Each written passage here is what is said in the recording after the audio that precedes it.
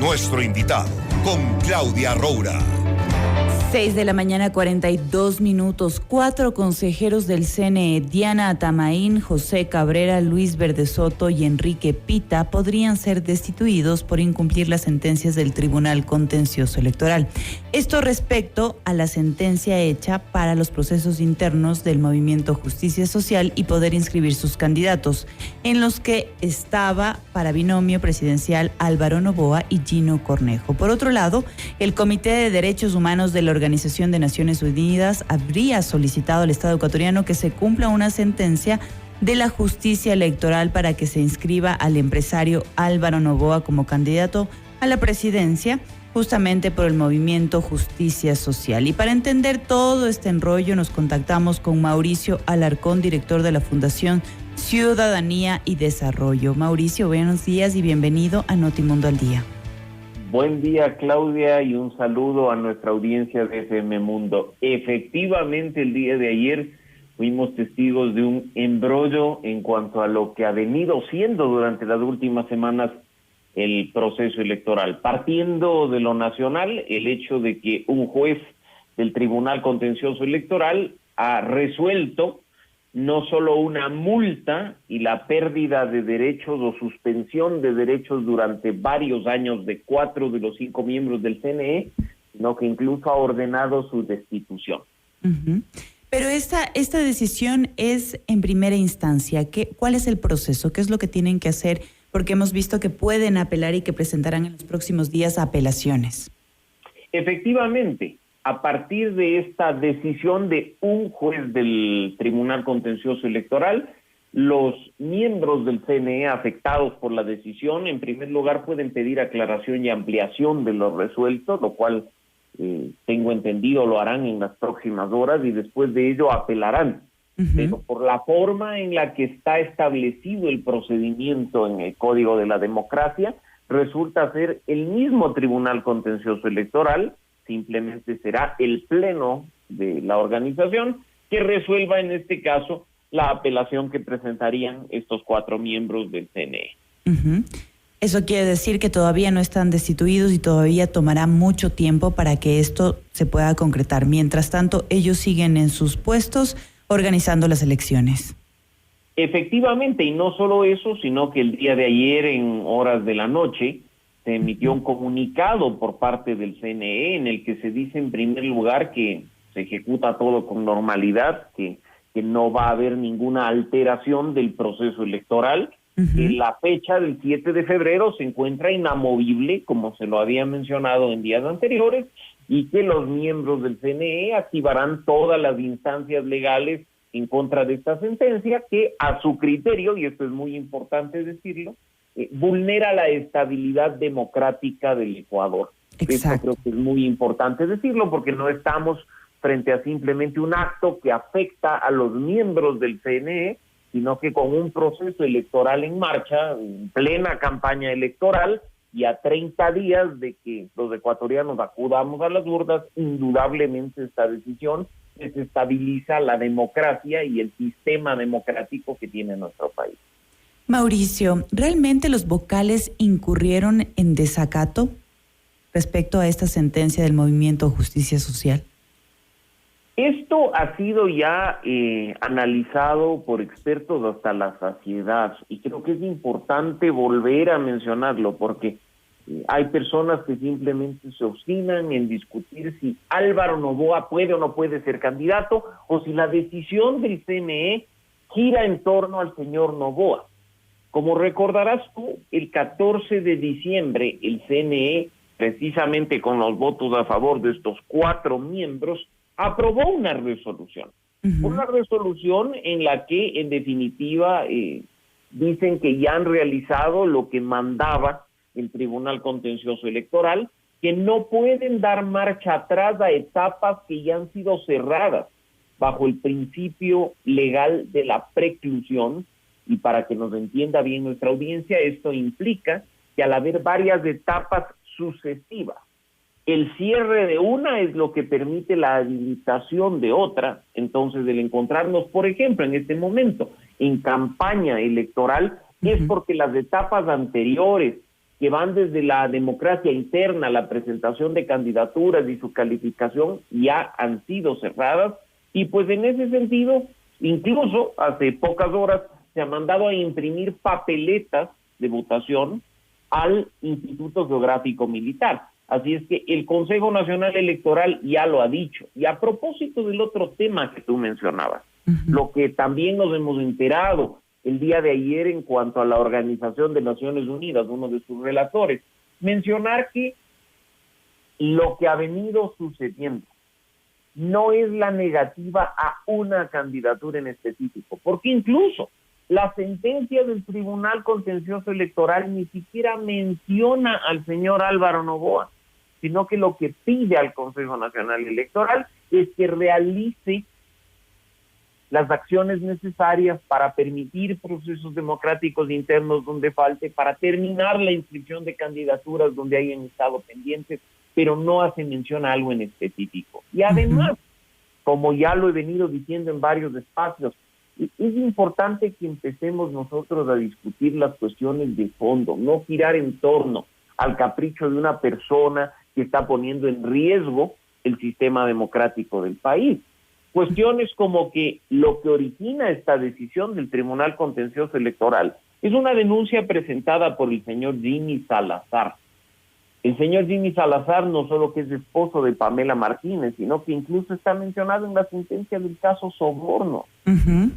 El señor Jimmy Salazar además ha sido fuertemente cuestionado por ciertas acciones que han dado origen al dichoso movimiento Justicia Social. Adicionalmente, recordemos que el primer binomio que presentó Justicia Social fue el del señor Fabricio Correa y el de la señora Marcia Yazbek.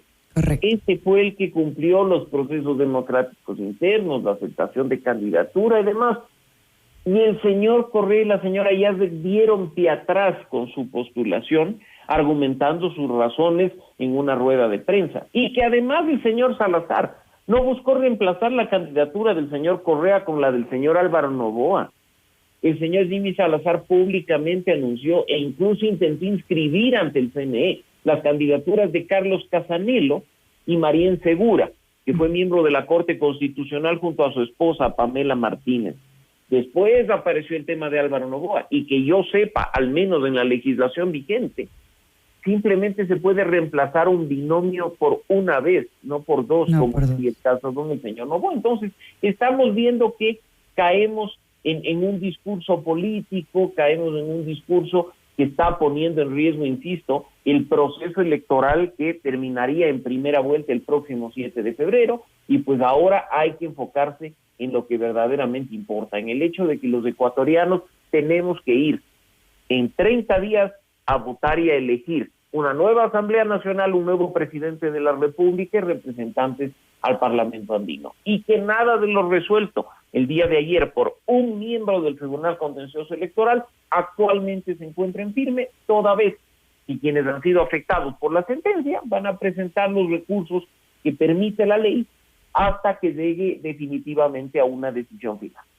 Mauricio, esta solicitud del Comité de Derechos Humanos de la ONU no tiene que ser efectiva ni aplicable en el Ecuador. En lo personal sorprende una decisión de este tipo. Parecería incluso, conocedor de estos temas como soy, que el Estado ecuatoriano no proporcionó información suficiente ni adecuada al Comité de Derechos Humanos y específicamente a los relatores que han sido involucrados en este proceso, porque estamos hablando que al menos del escrito que se ha conocido el día de ayer, se dice que se ordena al Estado garantizar el cumplimiento de la sentencia del Tribunal Contencioso Electoral, permitiendo que Álvaro Noboa sea inscrito como candidato, cuando, insisto, la sentencia del Tribunal Contencioso Electoral en ninguna de sus partes ordena la inscripción del señor Álvaro Noboa. Aquí algo de lo resuelto en función de lo que ha conocido el Comité de Derechos Humanos de Naciones Unidas, en lo personal le hace mucho ruido. No obstante, estas medidas provisionales que han sido emitidas por el Comité de Derechos Humanos, de acuerdo con un protocolo que está adscrito al Pacto Internacional de Derechos Civiles y Políticos, deberá ser analizado por el Estado ecuatoriano y evidentemente ser cumplido en lo que se considere es posible cumplirlo. Por lo cual, insisto, lo que se menciona ahí no corresponde desgraciadamente a la realidad, con lo cual yo dudo que la información que haya recibido por parte del Estado y Comité de Derechos Humanos corresponda efectivamente a lo que ha venido sucediendo en las últimas. Mauricio, el empresario Álvaro Noboa dice que va a agotar todas las instancias para estar en esa papeleta de este año, así sea un día antes de las elecciones. ¿Es probable que en un punto él lo logre? ¿Qué otras instancias él tiene? Porque sigue haciendo ruido mientras ya estamos incluso en campaña electoral. Y hay otro tema bastante complicado en esto, que él está promoviendo el voto nulo. Es decir, que si es que no estoy yo en la papeleta, entonces que gane el nulo. Efectivamente, y eso es un acto de responsabilidad con la democracia. Si bien es cierto que el voto nulo es una opción totalmente válida para los ecuatorianos, el hecho de que un candidato diga o soy yo o es el nulo evidencia, como ya lo he mencionado, que estamos frente a un capricho por participar, y eso afecta gravemente un proceso electoral en marcha. Y sus afirmaciones respecto a que así sea un día antes se meterá en la papeleta no tienen sustento. No se trata de que cualquier cosa puede pasar hasta el 6 de febrero, sábado 6, un día antes del domingo de las elecciones, por cuanto, por ejemplo, las papeletas tienen que estar listas con suficiente anticipación para formar parte de los kits electorales, ser distribuidos dentro y fuera del país, con lo cual estamos a muy pocos días, probablemente una semana, de que efectivamente el proceso electoral ya culmine estas etapas previas y encare de manera directa lo que será el próximo 7 de febrero. ¿Qué recursos le quedan al señor Noboa? Pues han mencionado varios recursos en instancias electorales, se sabe que ha presentado acciones ante el sistema interamericano, acabamos de ver, de acuerdo a lo conocido el día de ayer, que ha presentado acciones ante instancias de Naciones Unidas. Lo único cierto es que más allá de lo que pueda ocurrir con los procesos internos, si el CNE empezó a imprimir papeletas es porque pidió una certificación al Tribunal Contencioso Electoral de que las candidaturas están en firme, que no hay candidaturas pendientes, que no hay procesos pendientes. Caso contrario, no lo hubieran hecho. Y es que por ese lado creo que hay un blindaje realizado por el CNE para que después no se intente alterar el proceso electoral en cuanto a una candidatura en específico. E internacionalmente, Claudia, procesos en el sistema interamericano, como tú conoces, llevan décadas en muchos casos, y en Naciones Unidas, si bien no demoran tanto tiempo, no son resueltos en cuestión de días ni de meses, sino en pocos años. Así es que veremos a la larga, será un proceso largo, el que tendrá que darse para conocer si efectivamente hubo o no algún problema o alguna vulneración de derechos respecto del señor Noboa. Quizá lo conozcamos para el próximo proceso electoral 2025. Mauricio, ¿en qué terminará todo este conflicto dentro de la función electoral? De alguna forma tú nos estás dando tranquilidad porque el proceso electoral sigue, las elecciones serán el 7 de febrero, ya se están imprimiendo las papeletas y para eso obviamente hay un respaldo de certificación. Pero el conflicto entre el CNE y el TC. Se supone que habían firmado la paz, como se conoció a través de los medios de comunicación, el presidente del Contencioso Electoral y la presidenta del CNE, diciendo que todo estaba bien, que el proceso seguía en marcha, que no se cambiaban las fechas. No obstante, vemos una decisión que indiscutiblemente afecta a la institucionalidad del Consejo. Así es que esperemos que esto no pase a mayores. Si bien es cierto que mucha gente reacciona de manera negativa ante lo decidido por el juez Ángel Torres del Tribunal Contencioso Electoral, esta decisión está amparada en el Código de la Democracia, no se trata de una decisión ilegal ni inconstitucional. Quizá podamos en algún momento analizar la sentencia, el fondo. En lo personal creo que el análisis del juez Torres es, por decirlo menos, deficiente, pero se ha respetado incluso el tema del debido proceso. Recordarás que hace pocos días hubo una larguísima audiencia en el Contencioso Electoral en el que los miembros del CNE presentaron sus argumentos, la defensa del señor Salazar hizo lo propio, así es que se llevó a cabo un proceso que ha terminado con esta sanción.